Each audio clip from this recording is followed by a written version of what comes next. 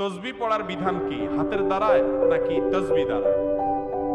হাতের আঙ্গুলে তসবিহ গোনা করতে হবে নাকি তসবিহ দানা পাওয়া যায়, যে সে মালা পাওয়া যায়, সেগুলো ব্যবহার করা যাবে? এটা নিয়ে অনেক উলামা একরাম অনেকে বলেছেন যে তসবিহর এই মালা ব্যবহার করলে বেদাত হবে, আবার অনেক উলামা একরাম বলেছেন যে এটা ভালো, খারাপ কিছু নেই।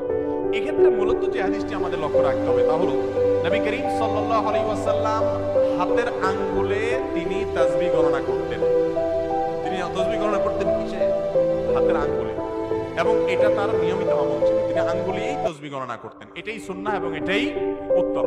এবং তিনি মহিলাদেরকে একবার বলেছেন, ইয়া নিসা আল মুমিনাত, মুমিনিন, হে মুমিনদের স্ত্রীগণ, নারীগণ, আলাইকুম বিত-তাসবিহ ওয়াত তাহলিল, তোমরা তাসবিহ তাহলিল করবা। এবং তিনি আরো বলেছেন যে তোমা ফাকিদনা আনামিলাকুম, তোমাদের আঙ্গুলের মাথাগুলোর সাথে এইভাবে আগদ করবা, অর্থাৎ এভাবে 1 2 3 যেটা 3 বার এভাবে গুনবা। কেন? ফাইন্নাহুন্না মাসউলাত, কারণ কিয়ামতের দিন এই আঙ্গুলগুলো সম্পর্কে আল্লাহ জিজ্ঞাসা করবেন, এগুলোর দিয়ে তাসবিহ করেছো কিনা, আল্লাহর জিকির করেছো কিনা, গুনেছো কিনা।